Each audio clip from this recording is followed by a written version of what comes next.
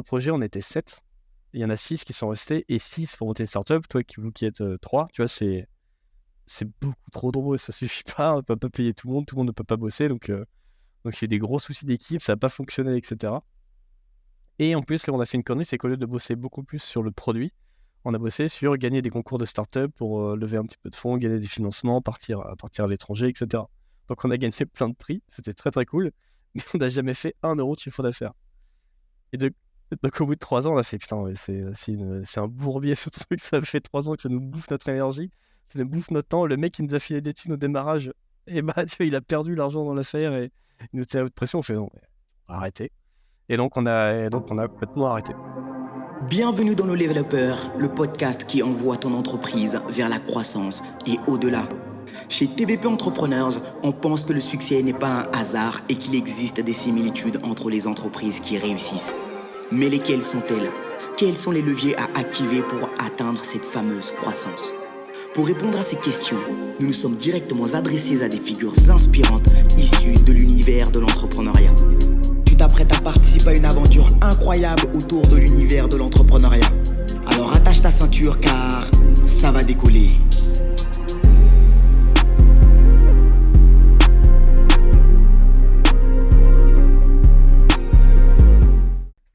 Bonjour à tous, j'espère que vous allez bien, j'espère que vous avez une super pêche, j'espère également que vos business se portent à merveille comme d'habitude.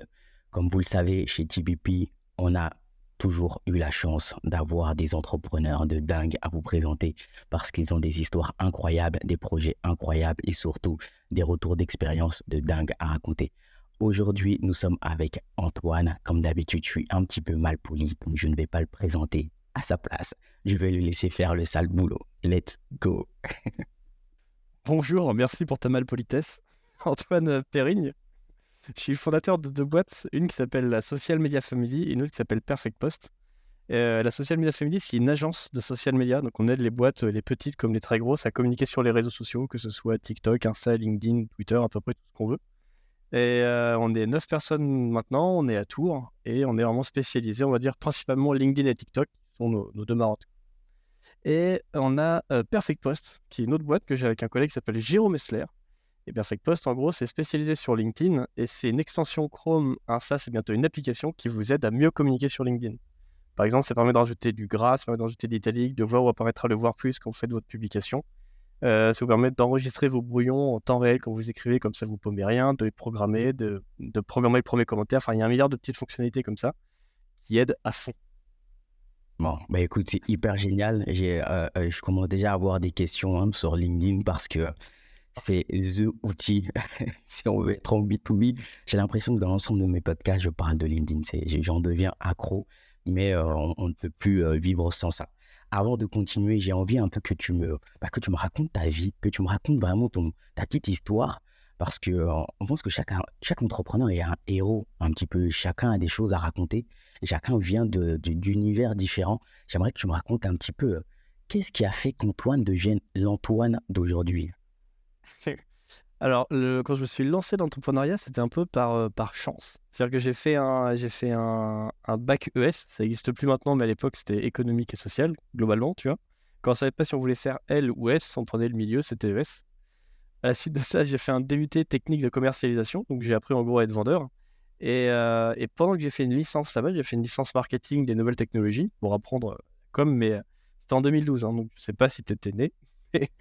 En 2012, il y avait à peine Facebook, c'était pas le feu encore, tu vois.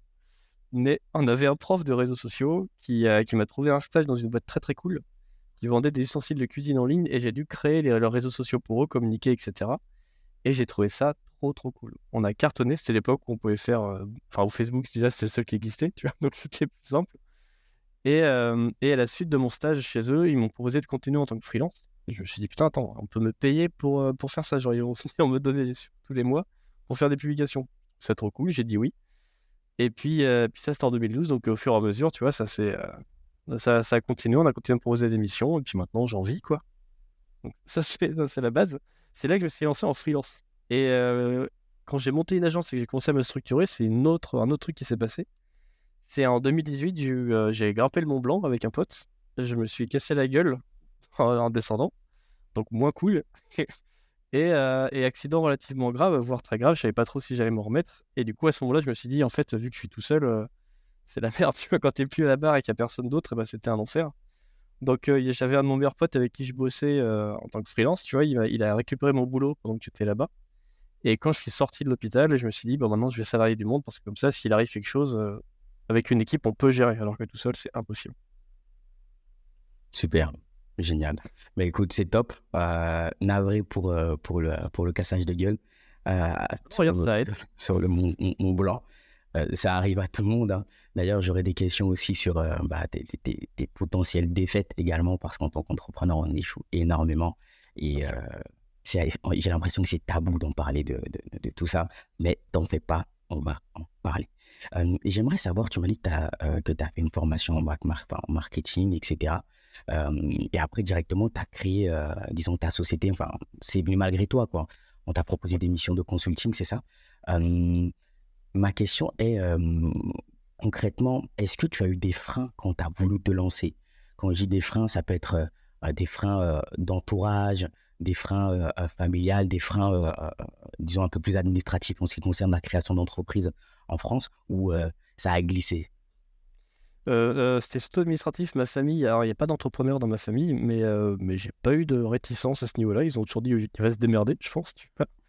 Par contre, créer une boîte, ça me faisait flipper. Heureusement, à l'époque, il y avait déjà le statut d'auto-entrepreneur qui existait et quand tu regardes sur internet un peu les différents trucs, pour des gens qui connaissent que dalle comme moi, ils disent: «C'est le plus simple à mettre en place, c'est, 11 clics, c'est terminé après, c'est gratuit». Donc j'ai fait tout ça et effectivement, Mhm. c'était simple, ça fonctionnait bien et pour le début, franchement, ça suffisait largement. Mais à part ça, non, j'ai pas eu plus de freins que ça. Le gros Mhm. frein, c'est quand je me suis lancé, c'est comment tu trouves tes clients. Tu Mhm. sais, quand tu dis: «Ça y est, je suis freelance, donc maintenant je suis sur le marché», tu attends, tu sais, les clients, ils viennent pas tout seuls, donc comment tu vas les choper? Mhm. C'est surtout ça. Mais c'est hyper génial. J'ai l'impression que pour toi, ça s'est passé vraiment sans accroc, qu'il n'y a pas eu de réelles difficultés. Si là, tu devais me parler d'un gros bourbier qui t'est arrivé quand soit avant de te lancer ou soit après t'être lancé, ce serait génial. J'adore, moi, les histoires de bourbier parce que généralement, quand ça se passe bien, on le raconte et on ne l'oublie jamais. Quand ça se passe mal, tu veux dire? Ouais. Alors un gros bourbier, j'ai planté une boîte. J'ai tenté de lancer une boîte, je crois 2 ans après m'être lancé en tant que freelance et c'était une catastrophe, donc ça a pas du tout marché. L'histoire, c'est, un des trucs que j'ai appris en me lançant en freelance, c'est que pour trouver des clients, il faut faire des rencontres, il faut sortir. Faire le plus de rencontres possible, donc dans ta ville, tu vas à tous les événements possibles et imaginables d'entrepreneuriat et cetera et tu crées des contacts. Notamment, moi, j'ai fait beaucoup de coworking et c'est dans les coworking que j'ai rencontré plein de gens et un des événements qu'on me recommandait beaucoup, c'était le Startup Weekend. Je sais pas si tu as déjà entendu parler de ce genre d'événement? Et en gros, Startup Weekend, c'est 54 heures où tu viens avec une idée ou pas d'idée et tu en ressors à la fin avec une boîte. C'est-à-dire qu'en 54 heures, tu trouves le business model, tu trouves tes premiers clients, tu as un logo, tu as un site internet, un prototype et cetera. Tu bosses comme un chien pendant 54 heures, tu vois? Et bah, j'ai participé à ça en 2014, je crois 2 ans après m'être lancé ou 2015 et il se trouve que j'ai gagné le Startup Weekend avec un de mes projets qui était merci, mais attends, le début est cool, c'est après que c'est moins sympa. Ça s'appelle Pitch à l'époque, P-E-E-T-C-H et en gros, tu vois, quand j'étais à l'école, les dictées, je trouvais ça vraiment casse-couille et donc je me suis dit: «On va trouver un autre truc que les dictées pour remplacer ça» et je me suis dit: «On pourrait faire des histoires collaboratives». Genre toi, tu commences un morceau d'histoire, moi je continue cette histoire et tu vois, avec tous les élèves de la classe, à la fin, ça fait une histoire complète et tu vois, nous, on rajoute des petits mots, une espèce de structure. Par exemple, ça commence par «Il était une fois». Il était une fois, TBPE qui arrivait, dans le monde incroyable des dinosaures, quand soudain et tu sais, tu rajoutes des petits trucs comme ça crée une histoire et du coup, je me suis dit: «Moi, en tant qu'élève, j'aurais adoré raconter ce truc-là, ça aurait été beaucoup plus fun qu'écrire la dictée». On a gagné ce projet, les trucs étaient enfin, tout le monde était hypé et tu vois, moi, j'ai découvert l'entrepreneuriat à ce moment-là et là, pendant une journée, quand j'ai pitché, qu'on a gagné, tout le monde a fait: «Oh là là, c'est incroyable, il faut que tu lances ta boîte et tout» et tu sais, tu te sens trop saucé, tout le monde te dit: «C'est génial, tu vas être riche avec ça» et tout ça. J'ai même un des membres du jury qui m'a dit: «Si tu veux te lancer, tu me demandes, moi je te donne les fonds et vous vous lancez». Donc moi j'étais en mode: «What? Comment ça que vous me donnez des thunes?» donc avec l'équipe sur laquelle on a bossé sur ça, on a lancé le projet et on n'a jamais gagné 1 € sur ce projet-là. C'était une catastrophe pour plusieurs raisons. La première, c'est que déjà, moi, j'avais 2 ans d'expérience, donc tu vois, j'étais pas encore, je gagnais pas bien ma vie avec mon statut de freelance. Donc je pouvais pas couper mon statut de freelance et mettre à 100 sur ce truc-là parce qu'il y avait pas assez de fonds du tout. Donc j'étais à moitié freelance et à moitié, chef de l'entreprise, pitch, quoi. Le deuxième, c'est que dans le projet, on était 7. Il y en a 6 qui sont restés et 6 pour monter une startup. Vous qui êtes, 3, tu vois, c'est beaucoup trop nombreux, ça suffit pas, on peut pas payer tout le monde ne peut pas bosser donc il y a des gros soucis d'équipe, ça a pas fonctionné et cetera. Et en plus, là, on a fait une connerie, c'est qu'au lieu de bosser beaucoup plus sur le produit, on a bossé sur gagner des concours de start-up pour, lever un petit peu de fonds, gagner des financements, partir à l'étranger et cetera. Donc on a gagné plein de prix, c'était très, très cool, mais on n'a jamais fait 1 € de chiffre d'affaires. Et donc au bout de 3 ans, on a fait: «Putain, mais c'est un bourbier ce truc, ça fait 3 ans que ça nous bouffe notre énergie, ça nous bouffe notre temps». Le mec qui nous a filé des thunes au démarrage et bah, tu vois, il a perdu l'argent dans l'affaire et il nous tient à haute pression. On fait: «Non, on va arrêter». Et donc on a complètement arrêté. Je trouve ça très intéressant cette histoire parce que c'est vrai que souvent on a l'impression que toute idée est bon à utiliser dans la création d'une entreprise. Mais en fait, il se trouve que toi, tu as vécu le cas où tu gagnes des concours, c'est-à-dire que les gens croient en ton projet, Ah mais tout, mais c'est génial, tu vois? mais au final, zéro. Mais tu penses que c'est à cause de quoi que ça a capoté? Je pense que le principal problème, c'est qu'on s'est pas du tout concentré sur le business model au démarrage. Nous, on voulait un outil qui marche bien, qui aide les profs et tout, donc on avait, je sais plus, on avait comme 200 profs qui l'utilisaient dans 20 pays, tu vois? Ça marchait bien.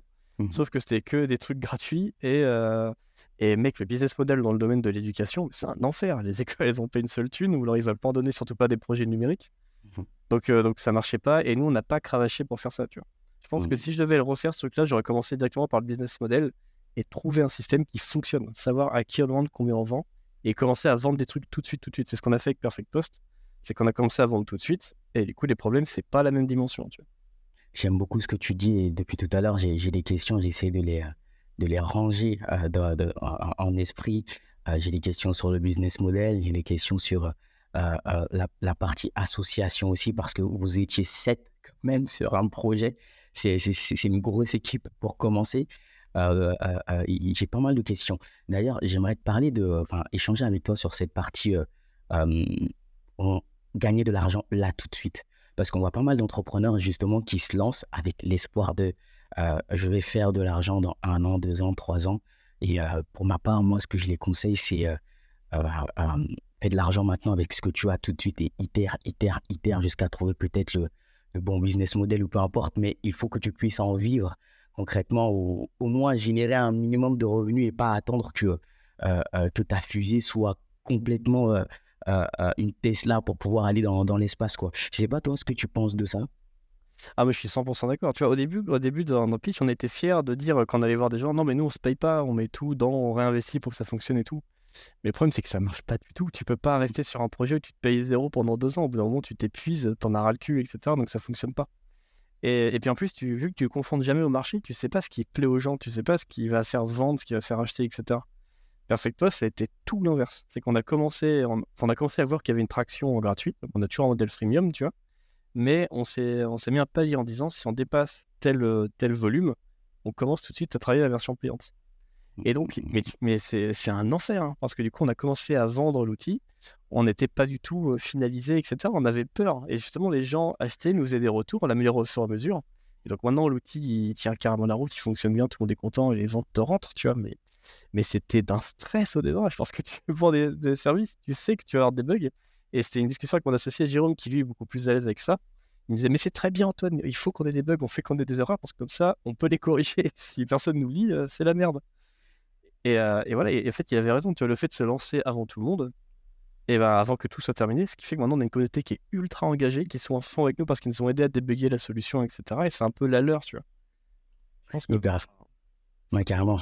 Hyper intéressant. Ça me fait penser à un livre là, de Lean Startup. J'ai énormément de mal avec les écrivains, le nom des écrivains ou des auteurs. Je sais pas si tu l'as déjà lu ou pas, The Lean Startup. alors je l'ai dans ma bibliothèque, je l'ai Ok. commencé, Ouais. mais tu vois, j'étais trop con, je me suis dit: «Je vais l'acheter en anglais pour lire en anglais» et Ah ben, du coup, j'ai arrêté. franchement, franchement, je te le conseille, il est hyper génial. En fait, il répète un petit peu ce que tu es en train de dire là, c'est que tu lances un produit ou un projet assez rapidement, pas besoin d'attendre des années ou même des mois et des mois. Et par la suite, en fait, tu prends que des feedbacks, que des feedbacks pour améliorer ton produit. Et l'auteur, lui, ce qu'il défend, c'est que c'est pas l'entreprise qui fait le produit, c'est le client qui façonne le produit à sa manière pour pouvoir répondre à ses besoins, à lui, concrètement. Donc, Clairement.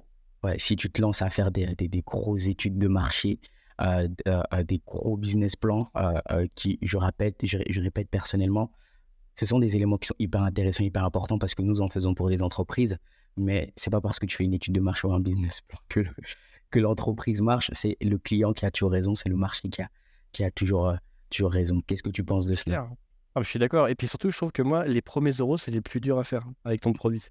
Parce que tu paniques si tu attends trop longtemps, tu as une espèce de pression sur les épaules qui fait que si ça marche pas, tu es dans la merde tout de suite. Alors que si tu commences à vendre directement, tu as le temps, tu vois, tu as le temps de monter, tu as le temps de faire. Nous, tu vois, c'est pas encore énorme. Là, on arrive à 3 000 euros de MRR. Tu vois, de Mm. revenus récurrents mensuels, on est à 3 000. Et ça fait quoi? Ça fait 6 mois, je pense, qu'on a lancé la version payante. Mhm. Donc, tu vois, je me dis, c'est déjà ça qu'on a en plus. Alors que si on avait attendu, on aurait dû. Je pense qu'on en serait tu vois, à 100 euros. Tu vois, là, il aurait fallu évoluer plus. Tu vois, je suis pas sûr qu'on aurait plus vendu si le produit était plus fini. Mais carrément, Je pense que mon associé avait raison. J'étais pas sûr au début, mais il avait 100% raison. mais carrément, big up à ton associé, hein. Carrément. C'est hyper intéressant. D'ailleurs, j'ai envie de revenir sur euh, le concours pitch que vous avez fait. Ouais, Je trouve que ce qu'il est hyper intéressant parce que, en fait, c'est un speed, c'est un projet en 3 jours, c'est ça que tu m'as dit? mais ça, je le conseille à tous ceux qui se lancent dans l'entrepreneuriat. Moi, ça a été la plus grosse claque entrepreneuriale que j'ai pris dans ma vie. C'est que tu Mhm. arrives, tu montes une équipe avec toi, ou alors tu rentres dans une équipe, tu n'es pas obligé d'avoir une idée, tu vois, et tu bosses non-stop pendant 48 heures. Tu dois dormir 4 heures, tu vois, sur le week-end. Mais Mhm. moi, je me suis pris une claque en me disant, putain, on peut faire tout ça. C'est-à-dire que là, en 48 heures, on peut aller jusque-là. C'est que c'était complètement dingue la puissance du truc. Et surtout, ce qui est bien dans ce truc-là, c'est que tu apprends qu'il n'y a pas de triche. Tu vois, comme quand tu fais beaucoup d'études et tout, t'as l'impression qu'il y a des règles à suivre, qu'il faut suivre les règles, Ouais. etc. Ça marche. Et en fait, tu dis en entrepreneuriat, mais non, mais mec, c'est le Far West en fait. Tu peux tester tout ce que tu veux, et tant que ça fonctionne, c'est que t'as trouvé l'astuce, quoi. Et je trouve que pour les gens créatifs, c'est une tuerie. Et moi, j'ai kiffé cette expérience. Je suis complètement d'accord avec toi parce que c'est hyper important, hyper intéressant aussi. Si je devais te poser une question là, c'est lorsque tu lances ta boîte, tu es plutôt stratégique ou bien hyper opérationnel au début? Alors je suis un très mauvais chef d'entreprise. Voilà. Ok. Donc ouais, je suis très bon pour impulser des projets et lancer le truc au démarrage, mais après le suivre, c'est une catastrophe. Donc j'ai jamais été stratégique. Moi, j'ai toujours été impulsif. On fait. Même sur LinkedIn où je suis très actif, mon mantra, c'est plus media first, product later. Tu commences à créer une audience, tu commences à communiquer, tu commences à créer des trucs, et après, tu vas trouver comment monétiser ça, tu vois. Donc non, moi, je fais des trucs qui je trouve fun, en me disant si moi je trouve ça fun, des gens vont trouver ça sympa aussi, et on lance et on voit, quoi. Super, génial. Bah, j'ai l'impression qu'on a un petit peu le même mindset. Ce que je dis à mes collaborateurs très souvent, c'est just do it. Venez, on le fait et après on regarde. Si ça marche, ça marche. Si ça marche pas, bon, on saura au moins pourquoi ça n'a pas marché. Et puis on mettra des actions itératives en place directement. Dis-moi, ça se passe comment actuellement dans ta boîte? Parce que je vois que tu es hyper actif, tu es dans énormément de projets, euh, euh, que ce soit dans la communication, dans le marketing, en tant que freelance également, en tant que papa de ton entreprise que tu as en cofondation avec ton associé. Euh, co- Avant cette question, même comment tu t'organises? Parce que c'est beaucoup de travail, c'est beaucoup de mouvements.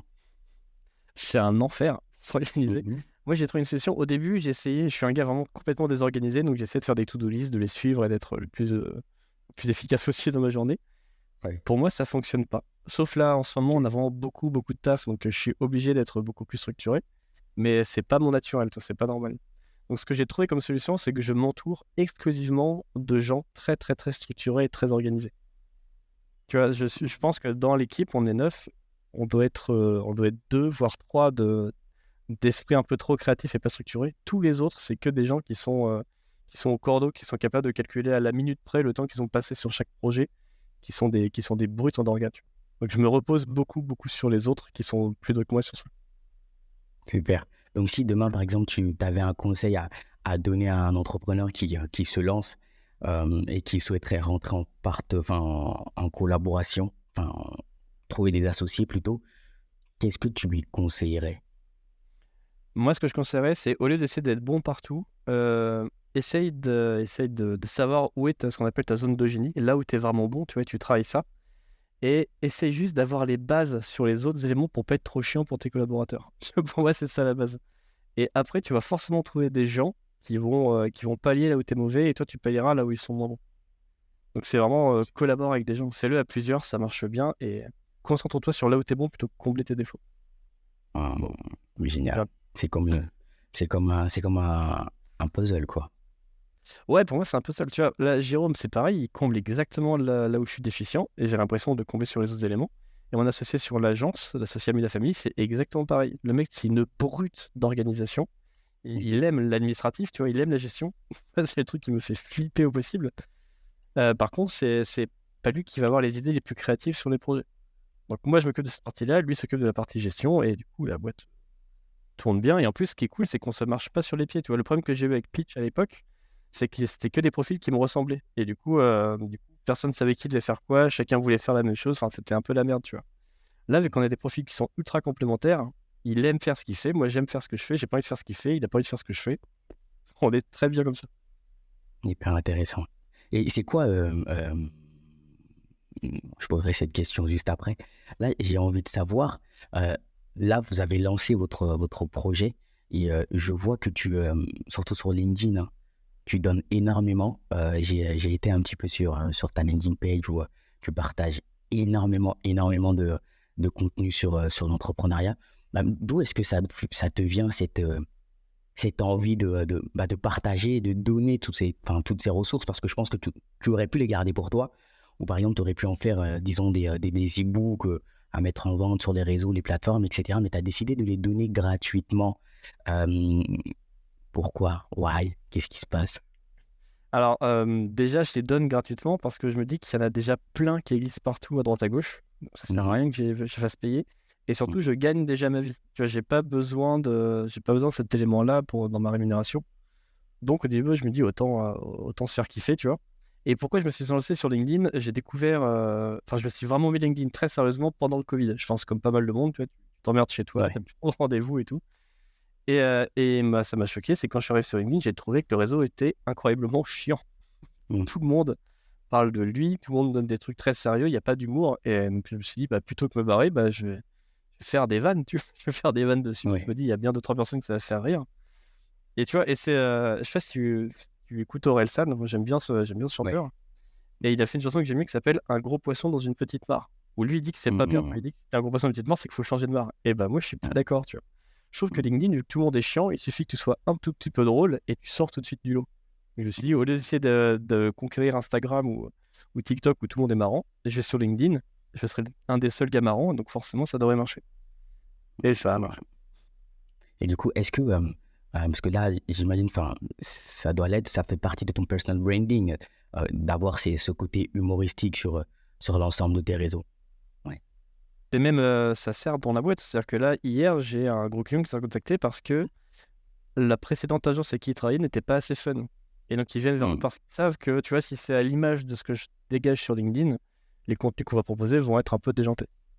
Donc toi, ça me Tu permet de attires. trier les clients, bah ouais, et de me positionner de Mhm. façon différenciante en disant, eux, c'est l'agence avec des projets un peu fun, tu vois. Mhm. Quel conseil tu donnerais, par exemple, à un entrepreneur justement, qui essaie de se positionner? Parce qu'on en voit énormément, et pour en avoir accompagné également, qui ont justement peur de prendre des positions francs, que ce soit sur les réseaux sociaux ou au sein de même lors de leur entreprise. Comment est-ce que tu les conseillerais? Alors déjà, moi, le premier conseil que je ferais, c'est ce que tu disais tout à l'heure, c'est just do it. C'est-à-dire qu'avant d'essayer de trouver un positionnement, est-ce que je dois être décalé, déjanté, clivant, etc., c'est juste commence à poster, gars. Commence à publier des trucs. Parce que si t'attends, t'es jamais prêt, t'as jamais le bon ton. Enfin, tu vois, c'est tout ce qu'on disait tout à l'heure, le lean startup, ça marche pareil dans la com pour moi. Donc d'abord, avant de trouver ton ton, publie. Et en publiant, tu vas finir par trouver ton ton. Tu vas avoir des trucs qui vont mieux marcher, des trucs qui vont plus te plaire. Et au fur et à mesure, ton ton, il va évoluer, il va prendre la place qu'il doit prendre. Tu vois, pour moi, c'est comme ça, c'est pas stratégique à l'origine, c'est fais-le et en le faisant, tu vas trouver ce qu'il te faut. Et puis après, il faut Mhm. faire du contenu avec lequel tu es à l'aise. J'avais été contacté par une marque qui s'appelle Trade Republic à une époque pour faire justement Ok. une com pour eux sur LinkedIn. Je sais pas si tu connais TradeRep, mais c'est une application qui te permet de faire des placements financiers en ligne, tu vois, d'acheter des actions, ce genre Ok. de choses. Moi, j'utilisais en personne, donc je me suis dit, c'est cool, je vais en parler, etc. Et en fait, en la publiant, je me suis senti vachement mal à l'aise, tu vois. Je me suis dit, putain, mais je suis en Mhm. train de parler à des gens de placement financier alors que j'y connais que dalle et ça m'allait pas, tu vois. Donc, j'ai jamais recommencé ce truc-là. Et je me suis dit, non, pour moi, les posts qui parlent de ça, les posts clivants, tu sais, on en voit plein sur LinkedIn, des posts où ça gueule, où ça prend une position, où ça énerve les gens, etc. Moi, c'est pas mon délire, c'est pas mon truc du tout. Donc tout ça, je fais pas, mais si je sais que ça fonctionne. Je fais pas de post storytelling non plus parce que j'aime pas ça. Donc je fais que des posts un peu fun où je partage des connaissances et des trucs. Donc j'ai des trucs à lesquels je Mhm. suis à l'aise, le genre de contenu que je consomme. Et puis voilà quoi. Le Antoine que j'ai en face de moi, est-ce que c'est le Antoine que l'on voit, par exemple, lorsqu'il est face à un client, ou bien tu, euh, tu, tu te corporates un petit peu? Comment est-ce que tu réagis? C'est une question que je me pose, parce que moi, des fois, il m'arrive d'aller voir mes t-shirts avec enfin, mes clients, ou des prospects avec des pulls qui viennent tout droit de la fripe, et j'aime ça, et naturel. Et voilà, Ah ouais. souvent je mets des costumes, etc. Bon, j'aime bien être assez varié, mais je sais que justement en termes de positionnement encore, hein, il y en a qui justement ne savent vraiment pas comment se positionner. Je vois des entreprises qui parfois qui viennent me poser des questions. C'est quoi, est-ce que je vous vois ou est-ce que je tutoie? Des questions comme ça qui sont assez basiques, qui pour moi, voilà, ont un non-sens. Si tu as envie de tutoyer, si tu veux que ton entreprise respire le tutoiement, tu tutoies. Comme toi, tu l'as dit, si une entreprise a envie de bosser avec toi, elle vient bosser parce que c'est toi, c'est ta manière qui les a attirés et pas autre chose. Et j'aimerais savoir, toi, C'est ça. comment est-ce que tu te comportes? Est-ce que tu as une ligne directrice lorsque tu vas voir tes clients, ou tu es vraiment, voilà, c'est Antoine, quoi. Non, c'est Antoine tout le temps parce que comme tu dis, les gens ils s'attendent à ça. Déjà, je suis dans un domaine du le marketing, la com, où tu Ouais. vois, c'est presque bizarre d'arriver en costume. Mhm. Donc je cultive ce côté où je suis habillé. Déjà, je sais pas me saper. Voilà, donc je fringue comme je veux et comme je peux. Et Ok. les gens, ça les dérange pas. Et ce que j'ai même remarqué, c'est quand même dans les grosses boîtes où c'est souvent des patrons qui sont en costume et tout. Et bah ça leur fait plaisir, ça les change parce que d'habitude tout le monde est en costume, tout le monde est un petit peu chiant. Et donc j'ai sympathisé avec des mecs avec qui je ne penserais pas sympathiser. Tu vois, c'est pas le pote de base. Et vachement Mhm. parce que justement je suis hyper naturel, que je le tutoie et que par exemple, je le tacle ou je le bâche s'il fait des conneries, tu vois. Et vu Mhm. qu'ils n'ont pas l'habitude de ça, ça les marque vachement. Le seul point où je fais gaffe, c'est des fois, je bosse beaucoup avec des responsables marketing et com. Et des fois, il faut aller voir le responsable N+1 ou N+2 si jamais il y a des choses à faire.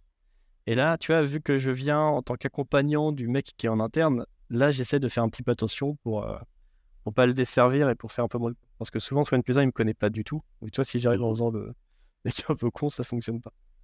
Et puis là, je suis en train de découvrir aussi les marchés publics et Oui. les trucs un peu plus. Et là, c'est pareil. Là, faut que on, on a mis un mantra sur ça dans la boîte. Quand on est avec des marchés publics, mollo sur la bamboche.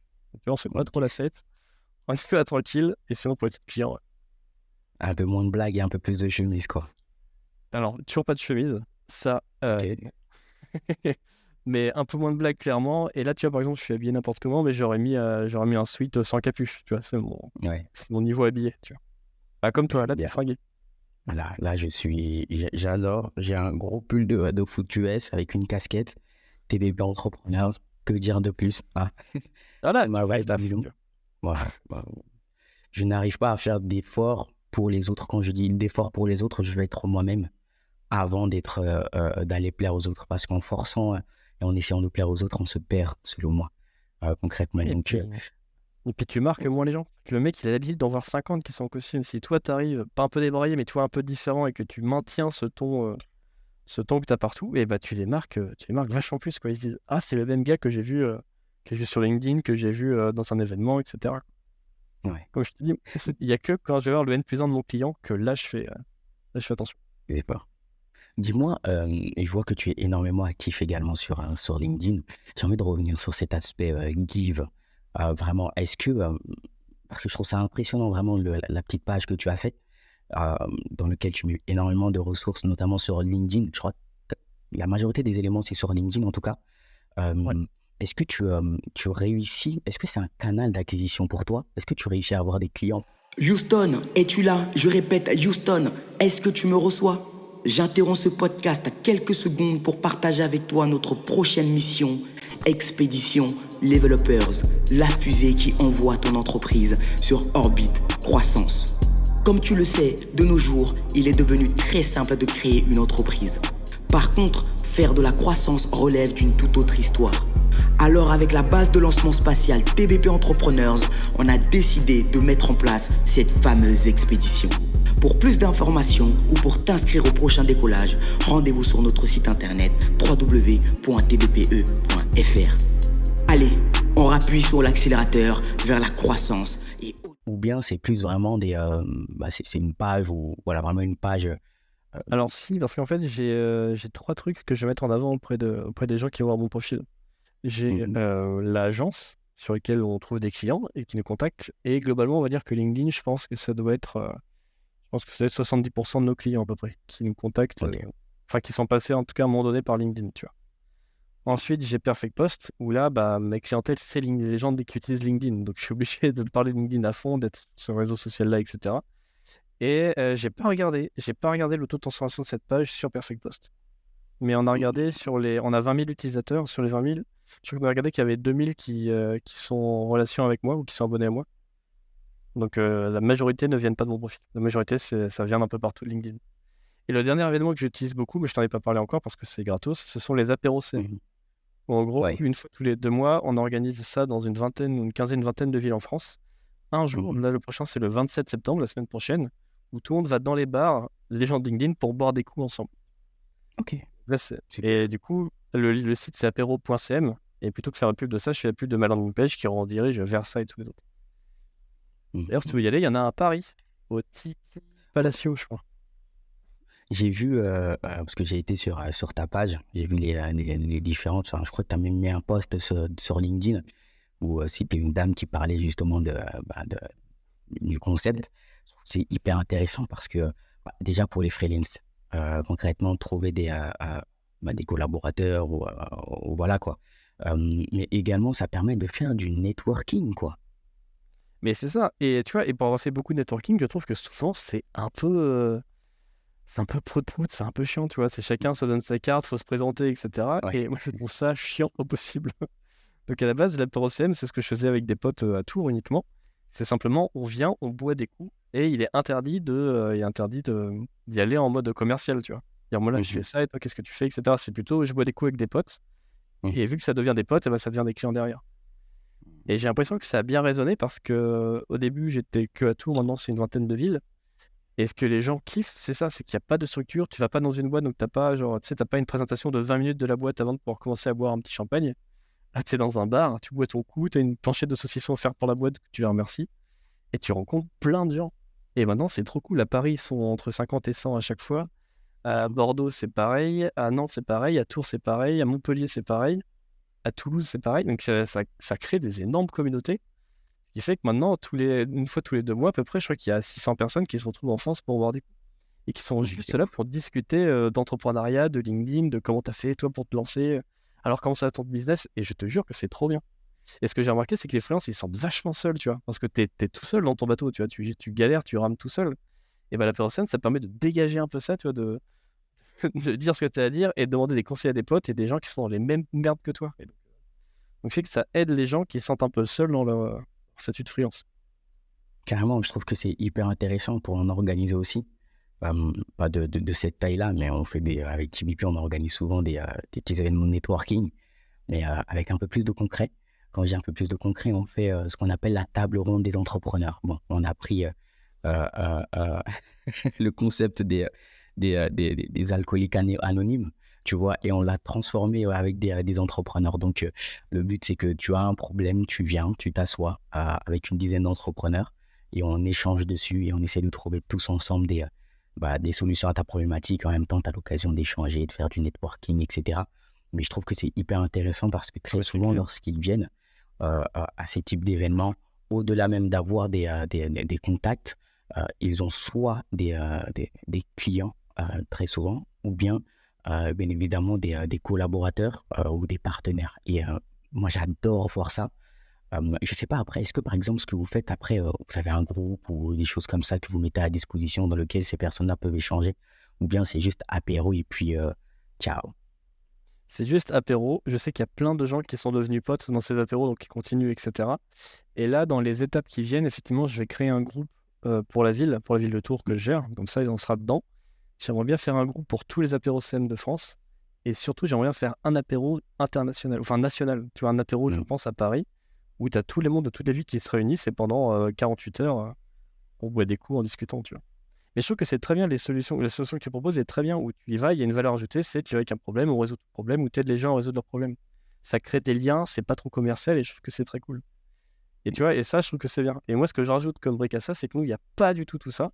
Mhm. Tu y vas juste pour boire des coups. Le seul truc qu'on te garantit à l'entrée, c'est que tu peux venir solo, c'est bienveillant, on va pas essayer de te vendre des trucs, tu vois. Ce qui fait que même les gens qui sont timides et qui sont seuls ou qui ont peur d'aller voir les gens, souvent ils se retrouvent à ces endroits-là et ça se passe bien parce qu'ils sont accueillis et qu'ils sont plusieurs comme ça, quoi.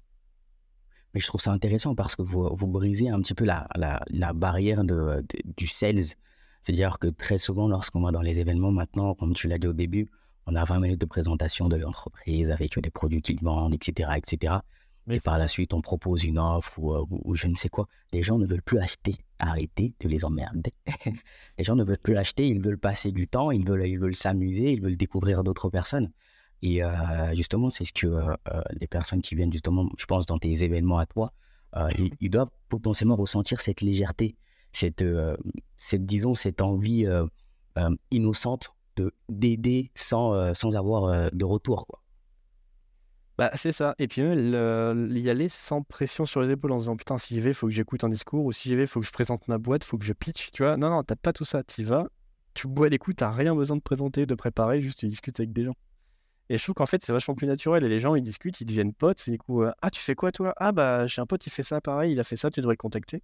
Donc ça fait du business, ça crée des rendez-vous. Il y a des gens qui ont été salariés, des gens qui ont trouvé des stages, des alternances, etc.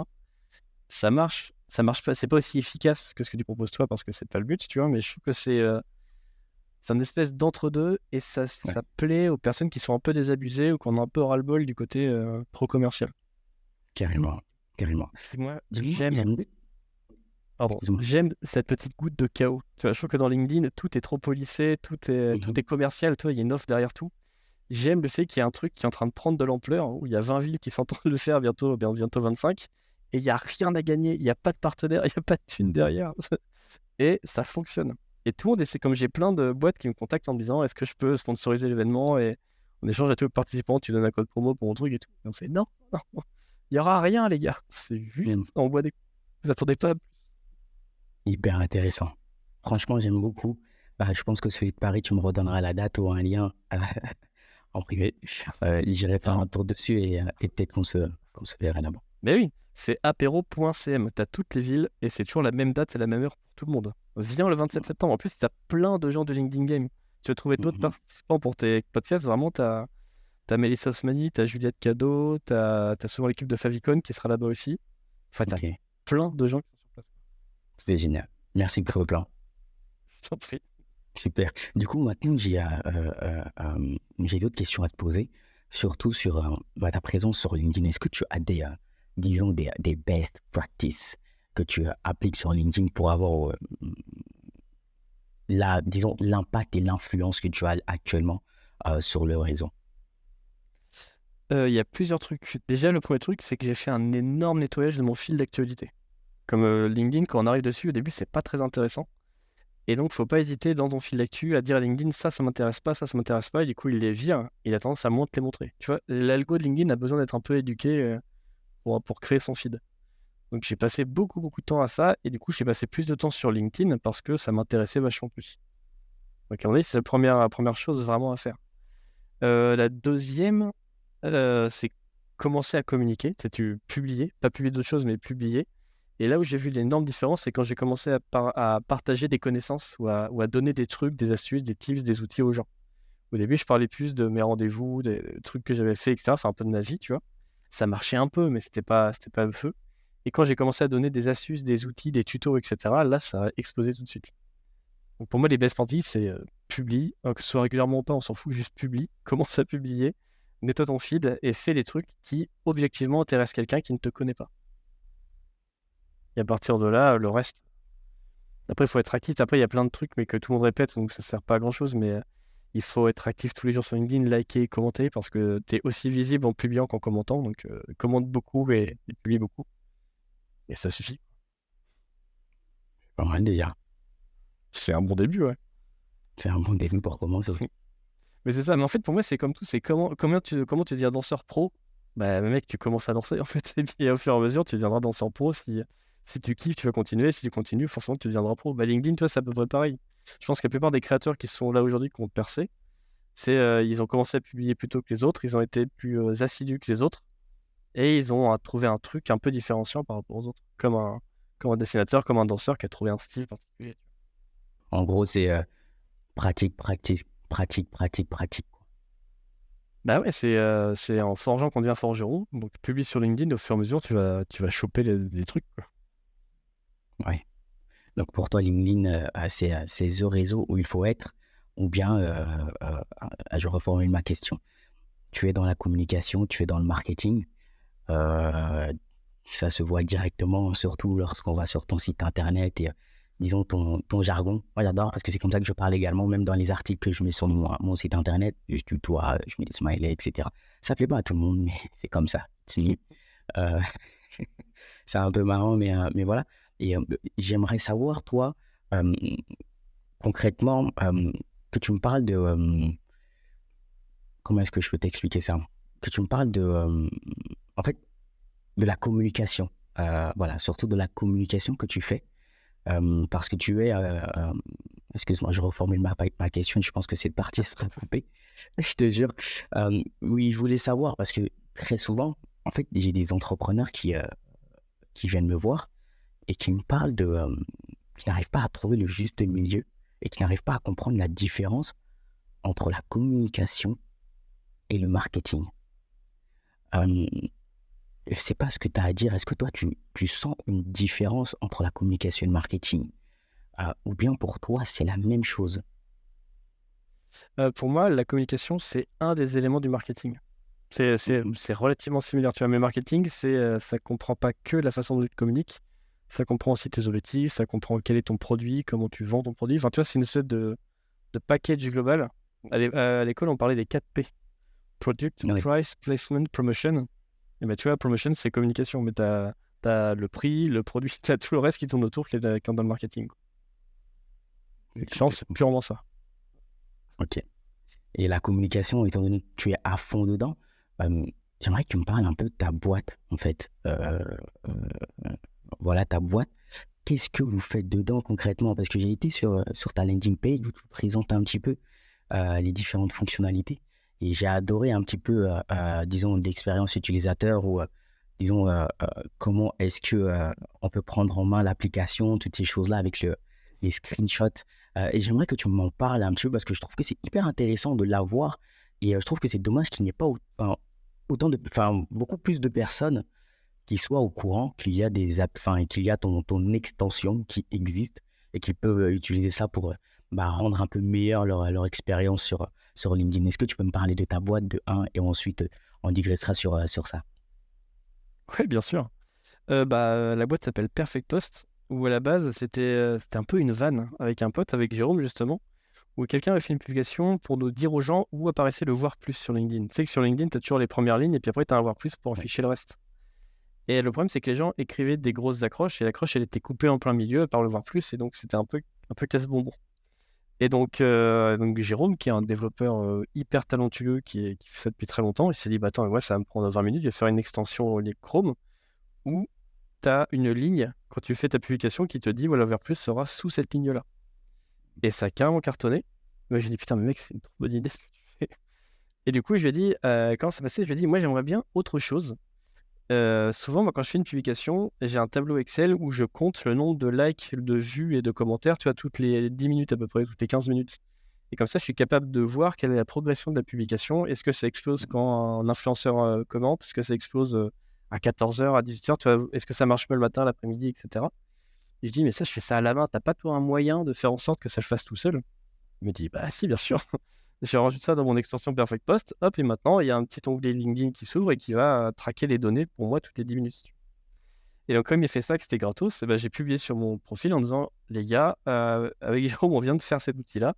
Ça permet d'afficher le voir plus et de traquer votre post pour savoir comment il évolue. Ça fait un énorme carton tout de suite. Tu vois, il y a plein de téléchargements qui ont été faits. Et donc, on s'est dit, oh putain, c'est un truc à faire. Donc, on s'est posé pour dire qu'est-ce qu'on voulait rajouter. On a rajouté le Graal italique et le souligné parce qu'on s'est dit que ça peut être marrant. On a rajouté les brouillons, on a rajouté plein de petits trucs comme ça. Et puis, on s'est dit, écoute, ça a l'air de prendre. Si on voit que d'ici 1 an, on a 10 000 utilisateurs, dans ce cas-là, on considère que c'est plus juste un petit projet qu'on fait à côté, mais on en fait une vraie boîte. Et au bout de 7 mois, on a dépassé les 10 000. Donc, on s'est dit, bon, écoute, on a dépassé ce qu'on avait prévu. Donc, on en fait une vraie boîte. Et c'est comme ça que Perfect Post est né. Que Jérôme, il a quitté son agence pour se mettre à 100% sur Perfect Post. Moi, je suis à mi-temps entre la SMF, mon agence et Perfect Post. Et à nous deux, on fait développer un outil qui marche bien. Et globalement, l'outil, il est assez... il y a plein de trucs différents à l'intérieur. Parce qu'en fait, on l'a construit avec les utilisateurs au fur et à mesure. C'est que nous, dès qu'on avait des idées, vu qu'on utilise beaucoup LinkedIn, on le mettait dedans. Et je pense qu'on a au moins 200, 300 accros, tu vois, à Perfect Post qui nous disent « Ah, ce serait cool qu'on puisse faire ça, ce serait cool qu'on puisse faire ça. » Et quand c'est des bonnes idées, ouais, on les met dedans. Et au bout d'un moment, il fallait qu'on fasse un mode payant. Donc, on a fait un mode payant avec plus de trucs encore dedans. Super. Génial. Donc, vous avez encore utilisé la stratégie, pas une stratégie en même temps, mais ce qu'on disait tout à l'heure qui était que, on va écouter le client et on va ajouter les fonctionnalités que le client a besoin et pas ce que nous voulons avoir, quoi. Exactement. Et surtout, on fait des fonctionnalités qui ne sont pas forcément terminées et débuggées. Et on demande aux gens, si vous voyez un bug, dites-le nous, on les améliore. Et là où on est très fort par rapport à plein d'autres outils, c'est que Jérôme, on lui remonte un bug, il est corrigé dans la journée, tu vois, ou dans l'heure. Ce qui fait que l'outil, il y a vite ce côté où les gens sont hyper écoutés, ils se disent, ah ouais, donc il suffit de leur dire, et puis le truc va mieux, quoi. Franchement, je pense qu'on a un SAV, un support qui ferait plaisir d'envie la plupart des outils qui peuvent exister, quoi. Alors qu'on est 2, enfin 1,5. J'imagine le truc. Donc c'est trop cool. Et là, tu vois, on nous demande énormément des outils pour bosser en équipe. Et donc, on est en train de travailler beaucoup sur le Perfect Post équipe. Comme ça, tu imagines que vous êtes 3 dans ta boîte. Vous avez un calendrier pour vous 3. Comme ça, vous voyez qui publie quoi à quel moment. Toi, tu peux corriger les publications des autres. Eux, ils peuvent corriger les tiennes aussi. Et puis, après, on va rajouter plein de fonctionnalités par-dessus ça. Tu auras tes stats de votre équipe, de tout tes BPE. Tu vois, tu pourras savoir, ce mois-ci, on a fait tant de vues. Le mois dernier, on a fait tant. C'est lui, il a fait 30% de celui-là, etc. Imagine, pour les équipes, ça va être une puissance de... Génial. Et j'imagine que ça pourra permettre de challenger les équipes aussi. Qui fait quoi, comment est-ce que ça marche, exemple, parce que j'ai vu que, je sais plus c'était qui, mais c'est une grosse boîte, d'ailleurs, des start-upers aussi, ce qu'ils avaient fait, ils avaient fait un concours sur 1 mois, je crois, peut-être que tu as pu voir le post. C'était Wallach qui a fait le plus de jours. Ouais, c'est un truc de malade. Tu vois, c'est un peu ce truc-là. Comme il existe plein d'outils qui sont ce qu'on appelle de l'employé de Vocaïci. Sauf que tous ces outils, ils sont externes à LinkedIn ou aux autres réseaux sociaux. Et la plupart du temps, les collaborateurs, ils vont pas s'emmerder à aller sur un site. Tu vois, quand tu étais étudiant, je sais pas, c'était il y a longtemps ou pas? Il y a 3 ans. Donc il y a 3 ans, donc tu connais l'ENT. L'ENT, c'est l'environnement numérique de travail sur lequel tu as tes mails, les cours et tout. Combien de fois tu es allé sur l'ENT dans tes études? Ouais, quand voilà. Je fais mes notes. Mais voilà, exactement pareil que moi. Et les gens, ils font exactement les autres outils font la même mécanique avec les salariés en se disant, les collaborateurs, ils vont aller sur notre outil de création collaborative. Non, ils n'ont pas que ça à foutre. C'est pour ça que nous, on est directement sur LinkedIn. Donc ça te change ta vie, tu vois. Toi, par exemple, imagine que tu as ton équipe. Qui fait le plus de com dans votre boîte? Qui communique? Qui communique le plus? En fait, non, c'est réparti. Voilà, moi, je suis un peu plus sur Instagram.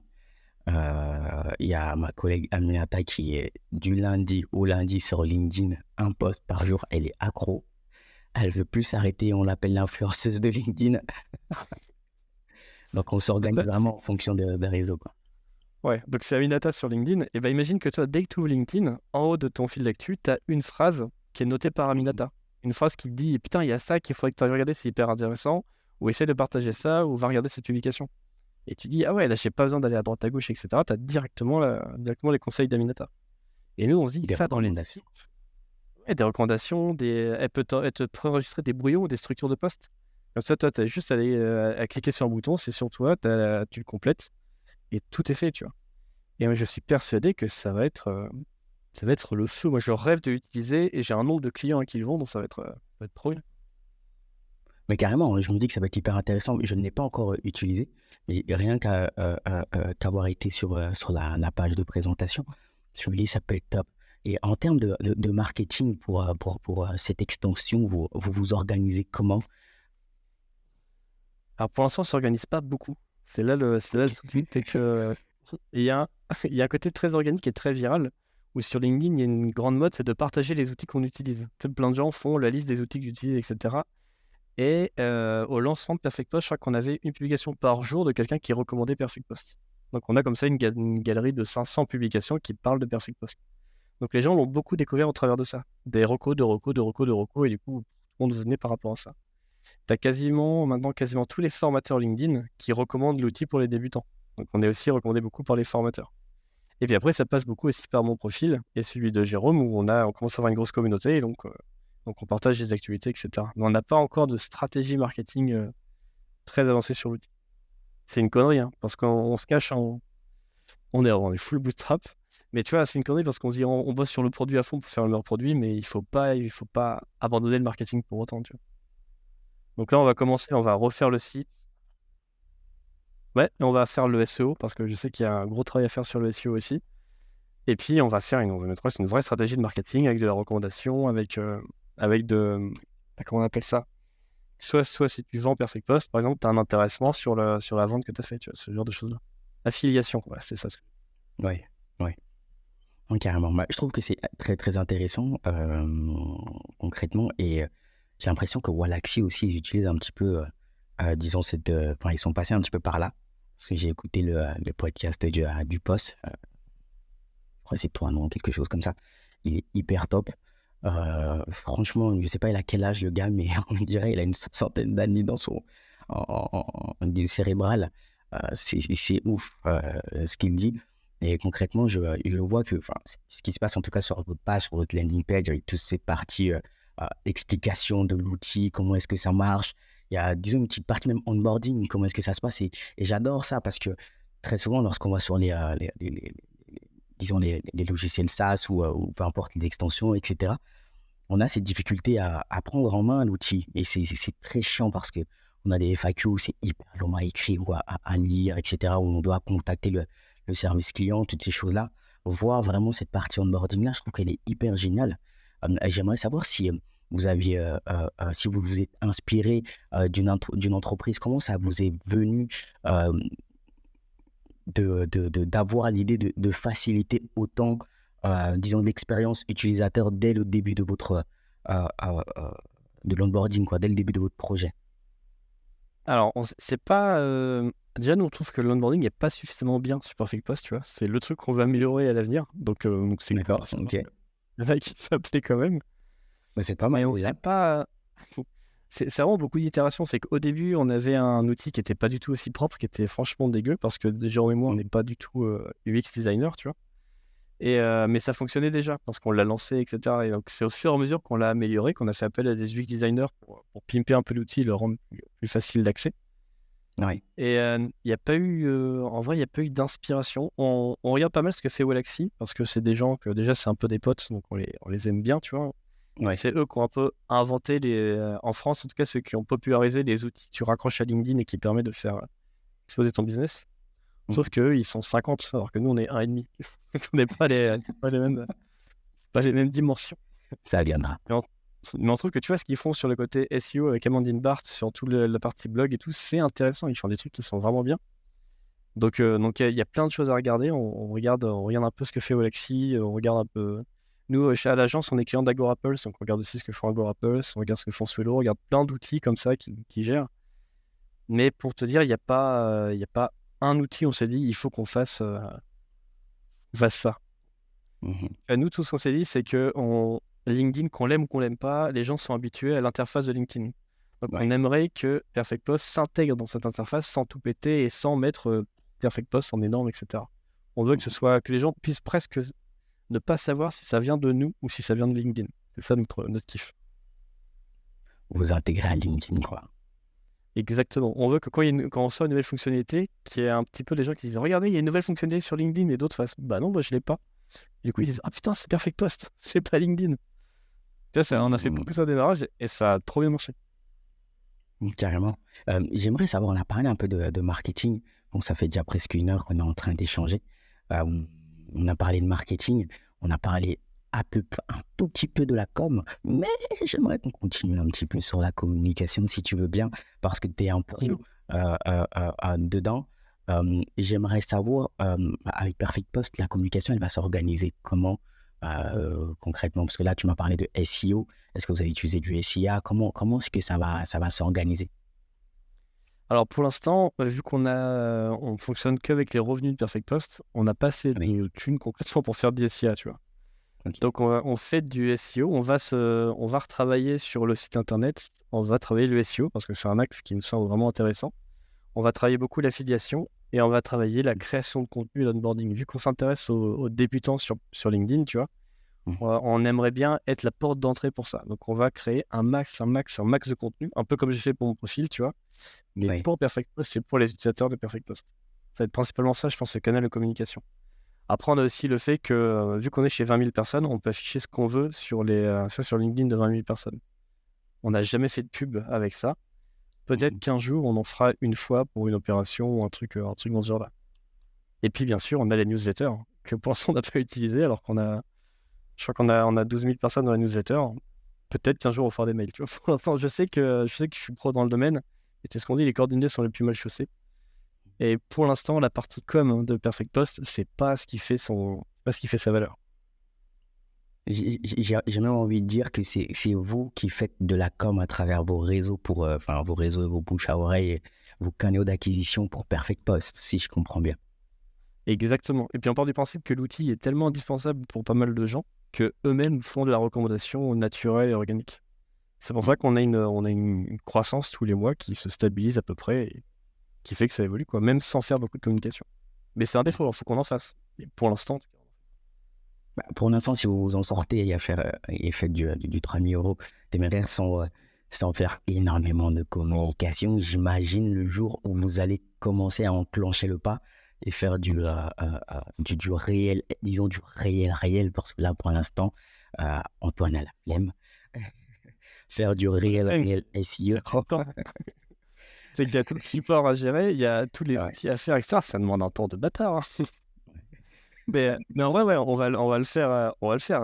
En fait, c'est surtout une connerie, c'est que par expérience, il faut pas communiquer quand tu commences à en avoir besoin. Il faut communiquer avant d'en avoir besoin. Comme ça, quand on a besoin, c'est Mhm. déjà en place. C'est pour ça qu'il faut qu'on le lance très très vite, quoi. Mhm. Est-ce que, mais j'aimerais savoir pour toi, est-ce qu'il est utile, est-ce que toute boîte doit communiquer? Ah, une boîte doit carrément communiquer. Moi, j'ai vu la différence, mais c'était flagrant. C'est-à-dire que mon agent, alors je parle pas de Perfect Post, mais je parle de mon agence là. L'agence a toujours globalement bien fonctionné, tu vois, où c'était au début, c'était top. Et quand on a commencé à communiquer, on a vu un quasiment x2, je crois, sur le chiffre d'affaires à la fin de l'année, tu vois.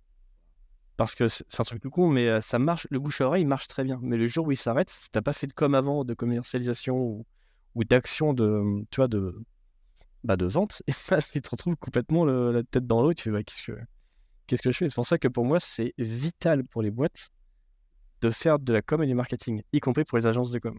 Se reposer sur le bouche à oreille, c'est une connerie. Parce que le jour où ça s'arrête, bah, t'es dans une merde noire, et avant de faire remonter le truc, bah, c'est un enfer. Je partage ton point de vue également dessus. Et j'ai envie de continuer un peu dans la communication avant d'aller parler un petit peu, titiller cet aspect vente, etc. et growth que vous avez potentiellement peut-être activé. Euh, Est-ce que tu peux, là tout de suite, si je devais te demander un conseil sur les réseaux, les moyens de communication qu'une entreprise devrait utiliser pour se développer, euh, qu'est-ce que ce serait? Comment est-ce qu'une entreprise peut savoir sur quel réseau communiquer et aller toucher les clients dont il a besoin de toucher? Bah, souvent, il faut regarder quels sont les utilisateurs des réseaux sociaux. Genre, si tu t'intéresses aux jeunes, tu vas pas aller sur Facebook. Mais après, si tu retires Facebook de l'équation, pour moi, tous les autres réseaux sociaux, il y a toutes les communautés dessus. Tout le monde est dessus. Je trouve que c'est une connerie de cibler un réseau que par rapport à son audience. Mhm. Parce que, mine de rien, par exemple, si jamais tes clients, c'est des plus de 35 ans, tu as tendance à jamais aller sur TikTok. C'est une connerie. Sur TikTok, je crois que c'est au moins 15% d'utilisateurs qui ont plus de 35 ans. Ou 20% même. Et bien 20% de 18 millions en France, mec, c'est suffisant pour ton business. Donc C'est non, pas mal. pour moi, ce qui est cool dans un réseau social, comment choisir, c'est regarder si l'algorithme est sympa avec toi et permissif, et si le marché n'est pas trop saturé. Et souvent, les 3 réseaux qui ressortent, c'est B2B, LinkedIn et TikTok, qui sont les 2 réseaux sociaux intéressants. Mhm. Et B2C, tu as TikTok et puis, c'est à peu près tout. Si tu as du budget sponsor, tu as Insta et Facebook qui peuvent être intéressants. Mais TikTok, c'est celui qui te permet de percer. Je vois pas mal d'entrepreneurs avec qui je bosse qui me disent que Insta, ils en ont marre. Ah. Pour Insta, pour que ça fonctionne, tu es obligé d'envoyer du contenu, mais de fou, quoi. Faut que tu envoies des stories tous les jours, faut que tu publies régulièrement, que tu fasses des reels. Enfin, ça demande un travail considérable, vraiment considérable, pour avoir un retour sur investissement qui n'est pas similaire à ce que tu peux faire sur LinkedIn ou un TikTok. Ou alors, tu as une Mhm. boîte qui est intéressante, qui a du budget, et là, tu peux faire de l'ads. Et mine de rien, Meta, donc Facebook et Instagram, en termes d'ads, c'est pour l'instant de loin les plus puissants. Et là, tu peux faire.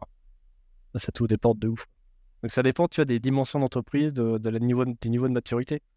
Mais pour moi, les 2 réseaux qu'il faut regarder en priorité, c'est TikTok et LinkedIn. Mhm. Ok, donc si demain je devais me lancer dans l'aventure entrepreneuriale, euh, TikTok ou LinkedIn. Ouais. Ou alors tu trouves Insta, mais Insta, t'es prêt à y consacrer plus de temps que TikTok et LinkedIn. C'est hyper chronophage Instagram. Ah bah, c'est clair. Et surtout, Insta par rapport à TikTok et tout, c'est que t'as plein de formats. T'as les stories, t'as les publications du feed classique, t'as les reels, et chacun a un algorithme qui est un peu différent, chacun a besoin d'une fréquence différente et tout. Putain, quand c'est pas ton taf, et t'y passes vraiment la moitié de ta journée tous les jours. Carrément. C'est pour ça que parfois, il y a beaucoup de personnes qui dénigrent le métier de community manager. Et ces personnes-là, je leur en veux parce que c'est pas facile, hein, vraiment. Avoir une ligne éditoriale, un programme de communication, respecter tout cela, faire des posts tous les jours, faire des stories tous les jours, interagir tous les jours sur différents canaux, etc. Et surtout faire en sorte qu'il y ait du trafic sur la page et des abonnés.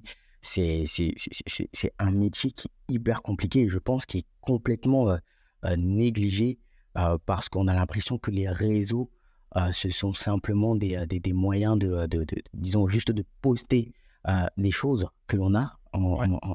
en garde, mais que ce ne sont pas des moyens de faire du business concrètement. Et moi, je trouve ça un Ah bah, peu c'est clair. dommage. Bah, c'est en train de changer, hein. Je sais que, alors c'est peut-être parce qu'on est en agence, mais souvent, les clients qui viennent nous voir, ils sont d'abord passés par des stagiaires. Ils ont demandé à quelqu'un de chez eux de le faire. Ça marche pas parce que la personne n'est pas formée, puis elle a déjà du taf, tu vois. Ou alors ils font appel à un stagiaire, mais le stagiaire, il n'est pas là tout le temps et c'est pareil, c'est pas son boulot à la base. Après, il passe par un alternant, et après, il passe par une agence, et après, souvent, ils peuvent salarier quelqu'un. Mais en fait, ils voient la différence à chaque fois. Tu as plus de résultats avec l'un, avec l'un, avec l'un, etc. Et quand tu as un CM qui est bon, à qui tu donnes les moyens de le faire, surtout et qui te donne la liberté, tu peux avoir des résultats qui sont démentiels, hein. Il y a plein de boîtes qui ont explosé grâce à leur CM. C'est tout con, mais je sais pas, regarde Decathlon. Decathlon, tu retires toute la partie CM, ça devient un magasin un peu comme les autres, quoi, alors que le CM, c'est explosé la marque. Il y en a plein. Celui qui a le plus J'aime. explosé que j'ai trouvé incroyable, c'est Merci Andy. Je sais pas si tu connais cette marque. Ils ont explosé pendant le confinement parce qu'ils vendent notamment du gel hydroalcoolique pour les mains et plein de produits Ok. comme ça de santé, tu vois. Ils ont fait une com de ouf sur les réseaux sociaux en rendant ce produit cool et c'est devenu le leader en 1 an, tu vois, dans le domaine. En France, en tout cas. Et les gars, ils sont nés que sur les réseaux sociaux. Alors que c'est pas un produit à la base qui fait rire sur le gel hydro. Bon, il faut Ça on marche regarde. encore un petit peu. Ouais, un peu, c'est ça. Ou regarde Respire avec Justine Hutto. Bah, si Ah ouais, Respire, tu retires carrément. toute la partie Carrément. SEM, bah, c'est la marque, c'est un déo, quoi. Ouais, non, carrément, carrément. Tu sais, ça me fait penser enfin, une bonne question m'arrive là tout de suite. C'est que on a tendance à penser que la communication, c'est uniquement pour communiquer.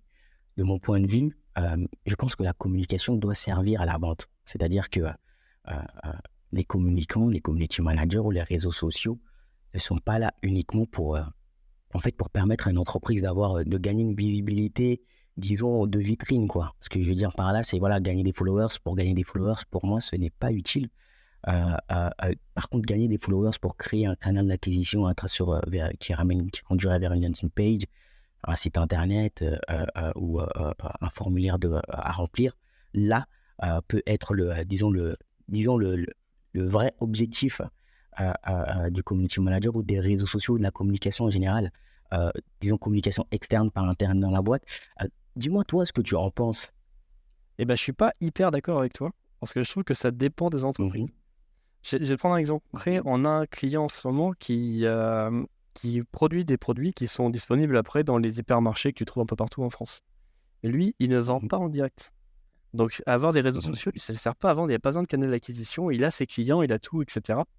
Par contre, plus il y a des réseaux sociaux qui sont importants, plus il y a des abonnés, de communautés, des likes, etc., plus les hypermarchés vont vouloir son produit et plus les clients vont vouloir les produits dans les supermarchés, tu vois. Donc lui, ce qu'il va rechercher, c'est principalement de la notoriété, de la visibilité. Et toi, pour moi, les réseaux sociaux, c'est pas tout le temps du e-commerce, c'est pas tout le temps de la vente brute. Il y a aussi, par exemple, on a un autre client là qui fait des jus de fruits. Oui. Et ben lui, il a un problème, il a un problème de positionnement. C'est-à-dire que pour un jus de fruits, c'est un jus de fruits, tu vois. Et ben lui, il a besoin de voir que son jus de fruits, lui, il est vraiment différent. Donc là, le but qu'on va avoir sur les réseaux sociaux, c'est pas forcément de faire des tonnes de visibilité ni des tonnes de ventes, mais c'est de montrer que son produit à lui, il est différent du produit comme Innocent ou autre que tu peux trouver à droite à gauche, tu vois. Donc, Donc pour la pour moi, ça communication, dépend. excuse-moi, je t'ai coupé. Non, c'est que pour moi, tu vois ce que tu dis, la vente, c'est un des objectifs que Mhm. tu peux avoir. Mais nous, le premier Mhm. truc qu'on fait avec les clients quand on les a, ou même avant que ce soit un client, on leur demande quel est votre objectif avec les réseaux sociaux. Et des fois, je te dis, on entend de tout, hein. Il y en a, ils disent, eh ben, j'ai un concurrent qui a plus que moi, ça me saoule, je veux plus d'abonnés et plus de likes que lui. Du coup, notre but, c'est de faire en sorte de battre le concurrent. Et, euh, L'ego. et on lui dit, mais tu sais que le but, c'est pas. Enfin, il y a des objectifs. Et non, mais moi, je veux battre mon concurrent. Parce que mon N+1, il veut qu'on batte le concurrent. Tu vois, donc, des fois, ça peut être juste ça. Ça peut être des problèmes de positionnement, comme je t'ai dit. Ça peut être la notoriété. Notoriété, ça veut dire que Mhm. ta marque n'est pas assez connue et Ouais. tu veux qu'on pense à ta marque. Et ça peut être la visibilité, c'est-à-dire que ta marque, elle est déjà connue, mais il faut qu'on te voit un max, que tu as un message à passer. Et ça peut être de temps en temps aussi la vente. Et la vente, pour moi, Mhm. c'est pas toujours du SEM. Si jamais j'ai un client qui me dit, bah, moi, je veux faire des ventes là demain. Par exemple, là, on a un client, c'est un groupement d'agences immobilières. Et ben eux, ce qu'ils veulent, c'est recruter d'autres agents immobiliers. Ce qu'on va faire là, c'est pas du CM. Ce qu'on va leur faire, c'est une campagne de publicité social ad, cross-canal avec plein de Mhm. trucs. Et c'est au travers de la pub où là, on aura un taux de transformation qui sera largement supérieur parce qu'on touche la cible qu'on veut, on a le résultat tout de suite, il n'y a pas le temps de créer une communauté, ce genre de choses. En fait, la communication, du coup, elle dépend vraiment de l'objectif que l'entreprise a, quoi. Exactement. Et tu as quasiment autant de formes de CM que tu as d'entreprises et d'objectifs. Mhm. Ok, top, super. Bah écoute, merci pour le retour. Je t'en prie. Donc, tu sais, Mais là j'ai envie, étant donné enfin, ça fait une quinzaine de minutes qu'on est sur la com, et j'ai envie de parler un petit peu de vente, surtout pour ton entreprise. Comment est-ce que ça se passe sur la vente? Tu penses que est-ce que c'est de l'abonnement? Est-ce que c'est un paiement direct? En termes de vente, vous vous organisez comment? tu parles pour Perfect Post. Oui, c'est ça. Pour Perfect Post, c'est en formule SaaS. Donc, tu as un abonnement soit à l'année, soit par mois. Mm. Et tu prends l'abonnement qui te représente le plus, et puis tu peux l'arrêter par mois quand tu veux, et à l'année, peux l'arrêter quand tu veux aussi, au bout d'un an.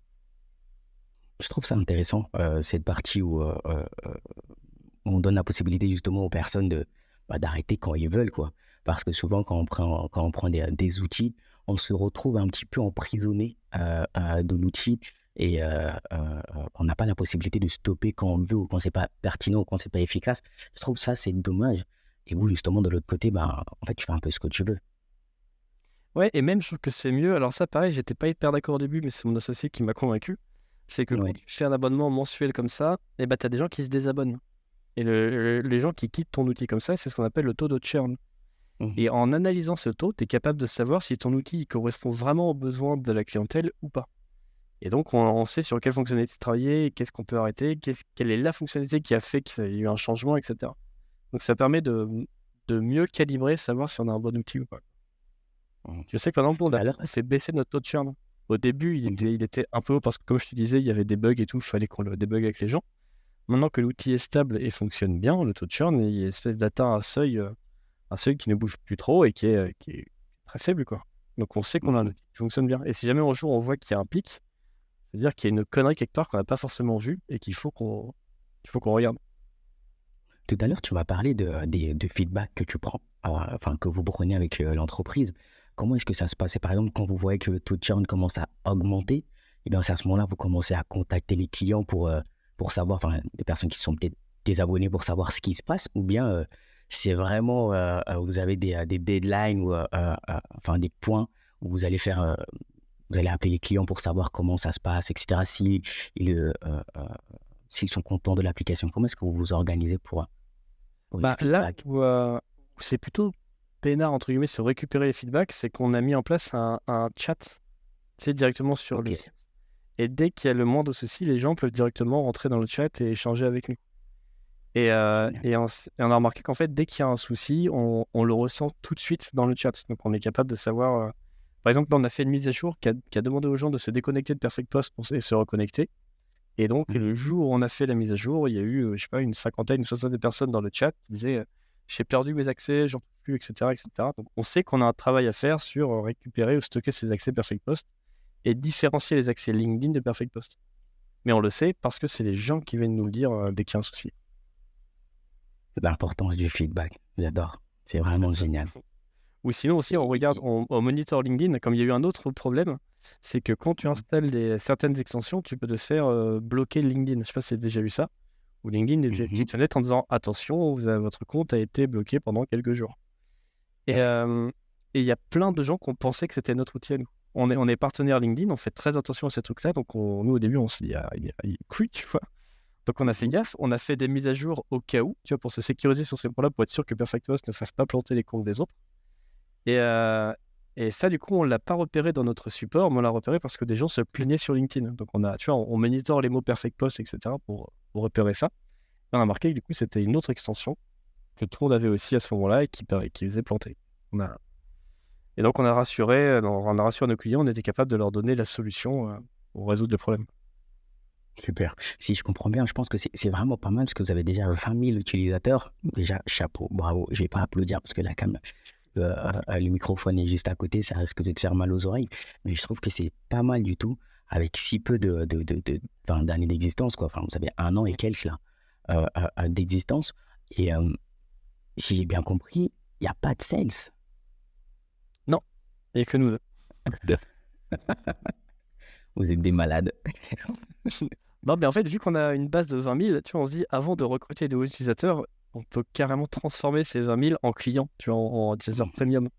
Donc mh. notre taf, c'est plutôt d'arriver à faire en sorte de donner suffisamment de fonctionnalités, de les afficher suffisamment pour que les gens se disent: «Allez, je passe premium». Mmh. OK, super. En ce qui concerne le growth, quand je dis le growth, c'est la partie, disons, piraterie. Quand je dis piraterie, ce n'est pas dans le sens négatif, mais ça comprend l'ensemble des techniques, des méthodes, ainsi que des process qui permettent disons, d'optimiser une partie de son entreprise. Est-ce que vous avez mis en place pour l'instant des choses? Non, on a regardé des trucs, on a préparé des trucs et cetera, mais pour l'instant, on n'a pas du tout mis en place, cette partie-là. Donc D'accord, c'est j'ai complètement. 0 truc à te dire, sur le long. OK. Donc, tout est vraiment à la mano encore, il y a pas de process hyper optimisé. Ça va mais je trouve ça hyper intéressant parce que ça vous laisse vraiment une marge de manœuvre encore en termes de croissance et en termes de potentialité. Parce que vous êtes 2, vous avez un SaaS qui a près de 20 000, utilisateurs en tout cas et vous n'avez pas encore activé cet aspect, quoi. Non, on commence à le faire sur le support et ce genre de choses, mais c'est une volonté au démarrage. On veut mettre les mains au plus dedans pour être le plus proche de la communauté. Et toi, elle va être au Mmh courant de mh. toutes les couilles et cetera qui peuvent arriver. On est dedans, tu vois? On est en même temps qu'eux. Et au fur et à mesure, on va processer ça, améliorer les trucs. Mmh. Mais tu vois, c'est très automatisé sur la partie paiement.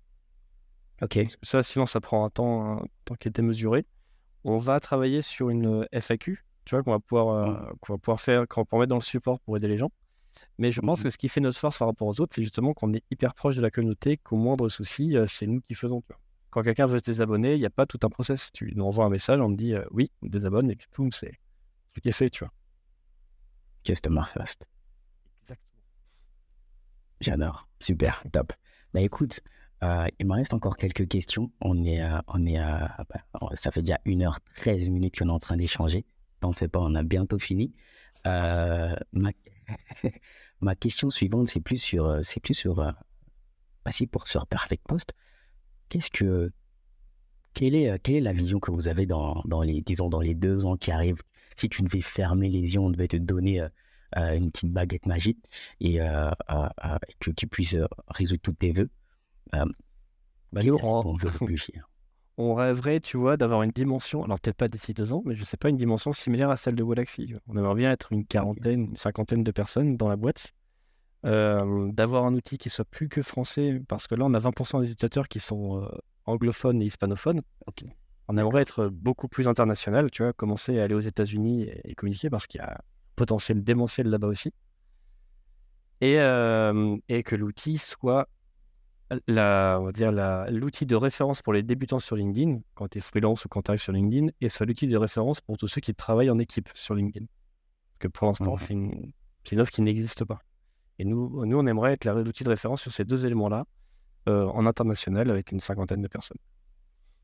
Bah écoute, on va se donner rendez-vous dans 2 ans. Ouais, ça va. On sera un petit... 2 ans, je pense que c'est trop, mais peut-être un petit peu moins, un petit peu avant. Mais on sera un petit point par rapport concernant le développement de l'entreprise. Dis-moi si tu lis ou pas. Est-ce que tu lis? Je lis, ouais, mais je lis beaucoup de BD. Je suis pas sûr que ce soit ce que tu sous-entends. Écoute, je lis aussi beaucoup de BD, donc t'en fais pas, One Piece, tout ça. Plus Ouais. manga. Ouais, Alors moi, les Lancest. BD, manga... Non, pas Lancest. Alors c'est quoi en manga? Là, j'ai acheté Berserk, que je kiffe Ouais, je connais. comme pas possible. Ouais. Et en BD, j'ai tous les Walking Dead. J'ai beaucoup de BD que j'aime bien. L'arabe, Super. incroyable en francophone. Enfin bref, fan de... Ok. On va pas digresser dessus parce que je suis à fond dedans aussi. Troll de 3, etc., etc. Mais hyper intéressant. Et je pose cette question parce que souvent, les entrepreneurs, en tout cas, l'humain s'inspire de ce qui l'entoure et garde cette motivation également grâce à tout ce qu'il a. Et je me dis peut-être que la lecture ou les BD ou toutes ces choses que tu fais autour font de ce que tu es, qui tu es, font de toi qui tu es, excuse-moi. Et j'aimerais savoir qu'est-ce que tu fais à travers, mis à part ton entreprise, la gestion de ton entreprise, qu'est-ce que tu fais de particulier? Est-ce que tu fais du sport? Qu'est-ce qui t'aide à tenir? Qu'est-ce qui t'aide à continuer à performer? Le sport, déjà, je me suis mis à la course à pied. Voilà, depuis, Super. ça va faire 1 an et demi maintenant. Je fais mes 20 km là bientôt. Et puis mon but après, c'est Cool. de taper le marathon et ce genre de choses. Donc il y a toute cette partie-là.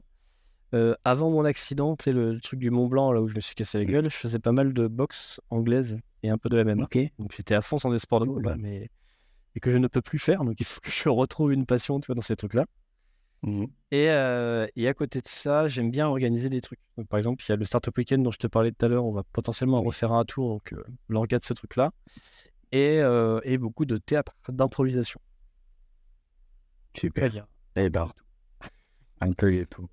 Mais tu vois, quand j'ai fini ma journée, en fait, j'essaye de pas trop consommer de contenu sur l'entrepreneuriat. Donc, je lis pas trop de bouquins d'entrepreneuriat, je regarde pas de podcasts ou de vidéos sur l'entrepreneuriat. Tout le reste, c'est que des contenus, on va dire, un peu fun, un peu créatifs, qui me servent, je pense, parce que ça me crée un imaginaire qui est assez important. Mais j'ai l'impression qu'avec LinkedIn et le boulot, etc., et les contacts, parce que j'en ai plein tout le temps, j'ai assez de contenu sur l'entrepreneuriat pour pas avoir à consommer. Si c'était à refaire, qu'est-ce que tu referais? Putain, la question de ouf, quoi. Si c'était à refaire, je pense que je changerais d'études. J'ai toujours rêvé, moi, de savoir faire de l'illustration et de l'animation. Tu vois, je pense que la passion des BD n'est pas très loin. Donc, si c'était à refaire, j'aurais fait une école d'art et j'aurais appris à faire de l'illustration, de l'animation et j'aurais créé des univers comme ça, fun. Génial. Eh bien, écoute, peut-être qu'on te reverra d'ici quelques années dans un projet de BD. J'espère bien. Pourquoi pas? Parfois, on arrive à vivre de ses rêves et de ses passions. Mais c'est le but, hein, de toute façon. Et l'avantage de mon positionnement-là, c'est que vu que je suis dans l'entrepreneuriat et tout, je pense qu'on peut tout faire. Une fois que tu es entrepreneur, tu peux vendre à peu près ce que tu veux, quoi. Carrément. Bah, écoute, merci beaucoup en tout cas Antoine pour ce temps. C'était hyper intéressant. Et merci à toi. On a pas mal échangé sur ton entreprise et sur l'humain que tu es. Et moi, c'est plus cet aspect humain que j'adore. Donc, merci beaucoup. Et on espère avoir apporté de la valeur à toutes les personnes qui nous suivent. Si je devais te donner la parole et te proposer de nous lâcher, disons, une dernière punchline, euh, qu'est-ce que ce serait sur l'entrepreneuriat, sur la vie, sur tes inspirations, whatever. Ce serait que l'entrepreneuriat, on dit souvent qu'il y a des hauts et des bas. Les bas, ils sont violents. Donc vous allez en chier et c'est pas grave, hein. Ça finit toujours par s'en sortir, on finit toujours par en rigoler des années plus tard. Donc pour moi, c'est ne vous inquiétez pas, si vous en chiez maintenant, ça va le faire. Prenez les problèmes un à un, entourez-vous et ça va le faire. Parfait. Bah écoute, pour avoir vécu des bas violents, merci. Et tu vois, on s'en sort, hein. Pourtant, quand t'es On dedans, s'en- t'as l'impression que c'est la mort, que t'es Ouais, détruit, que ta vie est foutue, tu vois. ouais, carrément. Mais heureusement, ce qui est intéressant et important aussi, justement, c'est d'être bien entouré à ce moment-là, d'avoir des associés, des collaborateurs, une famille assez saine qui nous supporte et qui nous soutient. Sinon, moi, je vous vois beaucoup, vous, solo-entrepreneur, disons, parce que tu es solo-entrepreneur dans ta boîte de consulting également. Je vous vois beaucoup comme des super-héros, un petit peu. Euh, pas par exagération, mais parce que vous êtes seul, hein, vraiment, et c'est vraiment l'entrepreneuriat la pure et dure. Vous ne pouvez, disons, vous reposer sur personne, en fait. Si vous n'allez pas chercher le client, personne ne va chercher le client pour vous. Si vous ne postez pas vos contenus, personne ne le fera. Si vous ne travaillez pas, personne ne le fera. Donc, je me dis, pour nous, par exemple, voilà, et pour les entrepreneurs qui sont en association, eh bien, concrètement, il y a des choses que j'arrive pas, et bien ma collaboratrice ou mon collaborateur peut pallier les moments de faiblesse, alors que vous n'avez pas le droit. Vous êtes un peu comme des marathoniens, disons, vous vous arrêtez, et bien la charrue n'avance pas, quoi. Alors oui, moi je suis plus solopreneur, hein. Maintenant on est une équipe de 9. Ouais, Tu sais, je peux me reposer sur oui, plein de gens. Donc je suis toujours marathonien parce que j'aimerais bien faire un marathon d'ici un an. Mais, mais dans l'entrepreneuriat, maintenant, ouais, non, on est une équipe. Et pour moi, une équipe, c'est, tu vois, toi qui es fan de One Piece voilà, un peu, super. Ouais, moi, tu vois, c'est ça qui m'a motivé un peu au début. C'est ouais, genre, je veux mon équipage avec que des gens qui sont des brutasses à l'intérieur et on va tout péter, tu vois. Et se reposer sur son équipe, je trouve ça c'est génial. encore quasiment plus fort d'être tout seul, tu vois. Arriver à déléguer des trucs aux gens, à se dire, quand tu vois, moi, ce qui m'a choqué, c'est que j'ai recruté des gens qui sont meilleurs que moi dans plein de domaines. Et je trouve ça trop cool de se dire, non, Mhm. c'est lui qui est meilleur, Ouais. c'est lui qu'il faut aller voir parce que lui est bon. Moi, je suis bon dans autre chose. Mais il faut avoir l'humilité de le faire, ça, c'est pas facile. Ah, enfin, Enfin, pour tout le monde. mais tu vois, là où je me suis pris, après j'arrête de parler le promis, je me suis pris là où Non, je t'en me fais suis pas, pris t'en fais pas. mon plus gros coup d'humilité et ça m'a fait un bien fou pour le reste de ma carrière. C'est Pitch, la boîte que j'ai cramée. Oui. À un moment donné dans la boîte, je me suis rendu compte que ça me plaisait pas d'être chef d'entreprise, que j'avais pas envie d'être le CEO, que j'avais pas envie d'être le capitaine de la barre. Donc j'ai filé à un autre membre de l'équipe les rênes en disant tiens, maintenant tu veux être le chef. Voilà, t'es chef. Moi, je veux qu'on me donne des ordres et je veux pouvoir me supporter sur quelqu'un. Et tu vois, ça m'a fait vachement bien de me dire putain, en fait, tu vois, dans mes deux boîtes, enfin, dans la CMS, je suis le chef d'entreprise et je suis par défaut parce que c'est moi qui ai lancé le truc. Mais dans Persec Post, c'est Jérôme, le chef d'entreprise, parce que je ne veux pas la casquette de capitaine. Et ça, c'était Je dur trouve à ça accepter. hyper intéressant. Je trouve ça hyper intéressant et surtout humble et que tu l'as accepté. Je pense que il faut le vouloir. Et c'est pas facile parfois quand on a un bébé, disons une entreprise, laisser une autre personne prendre disons le lead sur l'entreprise et prendre du recul et rester dans sa zone, disons, de génie, comme tu l'as appelé tout à l'heure. C'est pas, enfin, je trouve qu'il faut quand même avoir un grand recul et un sens du devoir. Tout à l'heure, tu as dit que tu n'étais pas trop organisé, etc. Mais je pense que cette partie où tu réussis à prendre du recul et te dire, écoute, moi, je ne suis pas fait pour ça. Mais par contre, je sais faire ça et je te laisse ça parce que toi, tu peux gérer, enfin, tu peux mieux gérer ça. Je trouve que c'est hyper intéressant, hyper humain et hyper, disons, mature de ta part d'avoir pris cette décision parce que si tu ne le faisais pas, peut-être que la boîte aurait capote. Bah, c'est exactement ça. Et franchement, ouais, comme tu dis, ça m'a fait mal au début de l'accepter et tout, parce que tu sais, quand tu as une boîte, tu veux être le CEO, tu veux que ce soit toi le patron décidé, etc. Tu vois. Ouais. Mais pour moi, CEO, chef d'entreprise, c'est un boulot à part entière. Et tout le monde est passé pour ça. Et clairement, moi, c'est pas c'est pas ma position. C'est pour ça que maintenant, dans mes 2 boîtes, je suis associé et je suis pas dans les faits, c'est pas moi qui gère le plus la société, quoi. Mhm. Et ça me va très bien.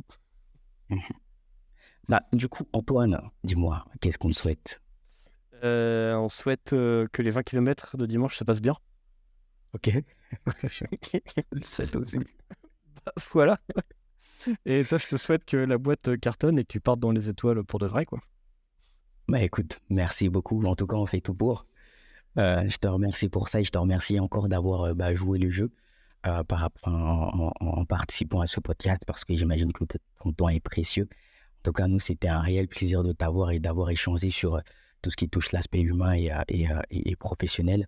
Et j'ai hâte de découvrir disons, la suite de tes aventures sur LinkedIn ou sur les autres plateformes. En tout cas, ta plateforme, je vais la tester. Je te ferai un petit retour Pas à dessus. t'abonner, à prendre le compte premium. Et ben voilà.